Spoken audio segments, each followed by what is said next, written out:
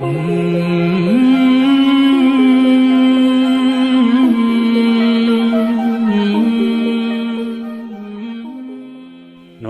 आदाब। मैं हूं तारिक फरीदी। उर्दू कैफ़े की हौसला अफजाई के लिए आप तमाम लोगों का बहुत बहुत शुक्रिया। आज जो उर्दू कैफ़े में हमने मौजू लिया है वो है हज़रत अली और बजरंग बली। ये दो बेहतरीन किरदार, सबसे पावरफुल किरदार, एक हिंदुइज्म के और दूसरे इस्लाम के। मैं किसी किताब का रेफरेंस नहीं दूंगा आपको, मैं सिर्फ वो प्रैक्टिकल बातें करूंगा जो मेरी और आपकी समझ में आती हैं। क्योंकि आजकल क्या हो रहा है कि हमने सुना था ये कि मजहब नहीं सिखाता आपस में बैर रखना, लेकिन आजकल ये हो रहा है कि मजहब यही सिखाता है आपस में बैर रखना। और ये वो मजहब है जो हमने और आपने बनाया है।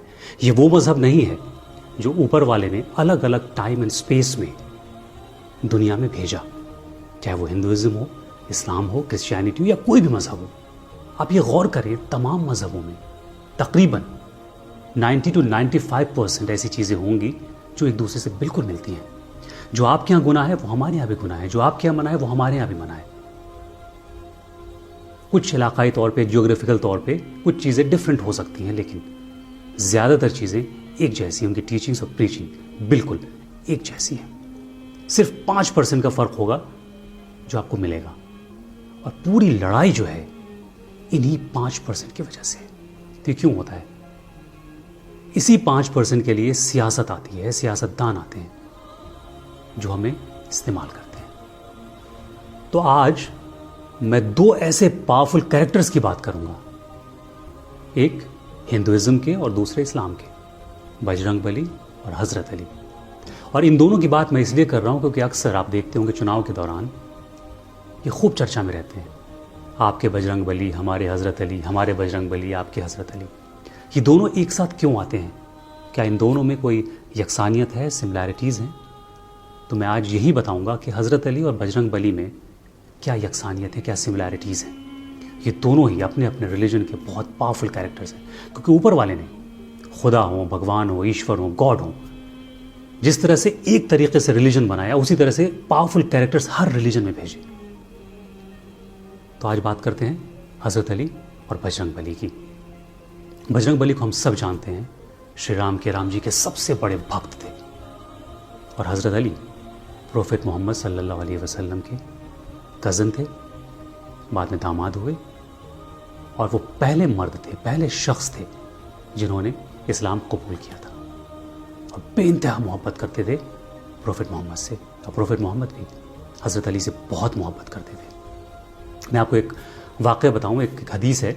मक्का और मदीने के बीच में एक गदीर खुम की जगह है, वहाँ तकरीबन 1,20,000 लोगों के सामने प्रोफेट मोहम्मद सल्लल्लाहु अलैहि वसल्लम ने हज़रत अली का हाथ उठाया और कहा, मन कुन्तु मौला फ़हाज़ा अली उन मौला। मतलब मैं जिनका मौला हूँ, अली उनके मौला हैं। ये भरोसा था। और बजरंग बली को श्री राम ने अपनी ज़िंदगी के सबसे बड़े मिशन पर लंका भेजा था। जितनी भी जंगें हुई, जितनी भी इंपॉर्टेंट जंगें हुई, प्रोफेट मोहम्मद ने हज़रत अली को परचम दिया और आगे रखा। और राम जी की सबसे बड़ी लड़ाई में सबसे अहम किरदार किसने अदा किया? बजरंग बली ने। बजरंग बली को हम स्ट्रेंथ के लिए जानते हैं, शक्ति के लिए जानते हैं, भक्ति के लिए जानते हैं।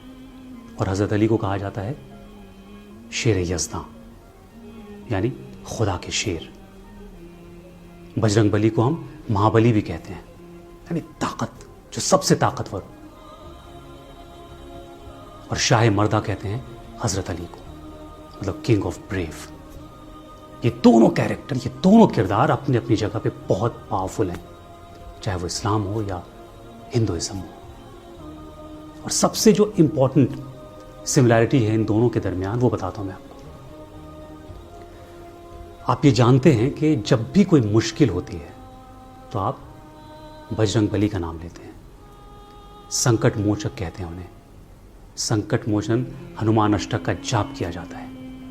और ऐसी ही सिमिलैरिटी हज़रत अली के साथ भी है। हम उन्हें मुश्किल कुशा कहते हैं, यानी मुश्किलों को हल करने वाले। एक संकट मोचक, दूसरे मुश्किल कुशा, एक हिंदू में, एक इस्लाम में, एक वहाँ पावरफुल, एक यहाँ पावरफुल। कहाँ है फ़र्क? अब ये तो बात थी बजरंग बली और हज़रत अली की, लेकिन आज की ज़िंदगी में क्या ये सिमिलैरिटीज़, ये यकसानियत हैं?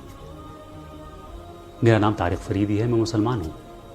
मैं मुसलमान घर में पैदा हुआ इसलिए मुसलमान हुआ। सचिन हिंदू के घर में पैदा हुए इसलिए वो हिंदू हुए। तो हम सब जितने भी लोग हैं, हम लोग मुसलमान या हिंदू या क्रिश्चियन बाय डिफ़ॉल्ट हैं, बाय चॉइस नहीं है। बाय चॉइस तब होते जब हम बड़े होते फिर सोचते कि नहीं मुझे तो ये वाला रिलीजन पसंद है, मैं तो वो वाला फॉलो करूँगा। लेकिन नहीं, चूंकि हम मुसलमान घर में पैदा हुए तो मुसलमान हो गए, हम हिंदू घर में पैदा हुए इसलिए हम हिंदू हो गए। तो आप मुझे और सचिन को फॉलो कीजिए पूरे दिन।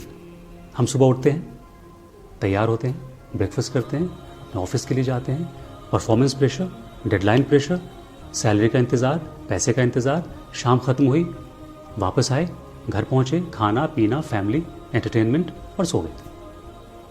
हम दोनों की ज़िंदगी बिल्कुल एक जैसी है।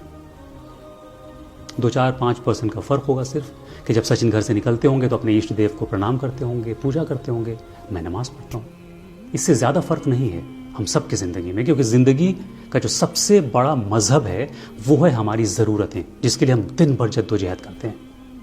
और जब आप जद्दोजहद करते हैं आपको कोई रिलीजन याद नहीं होता है। आपको रिलीजन तब याद होता है, आप उसके लिए तब लड़ते हैं जब आप बेरोज़गार होते हैं, जब आपके पास काम नहीं होता है। आप अगर मसरूफ़ हैं आपको कुछ भी याद नहीं रहेगा, क्योंकि आपका रिलीजन आपका पेट है, और खाली पेट न इबादत होती है न पूजा होती है। ये तो सच है। तो सचिन में और तारिक में कहाँ फ़र्क है? वैसे ही जैसे हज़रत अली और बजरंग बली में फ़र्क नहीं है।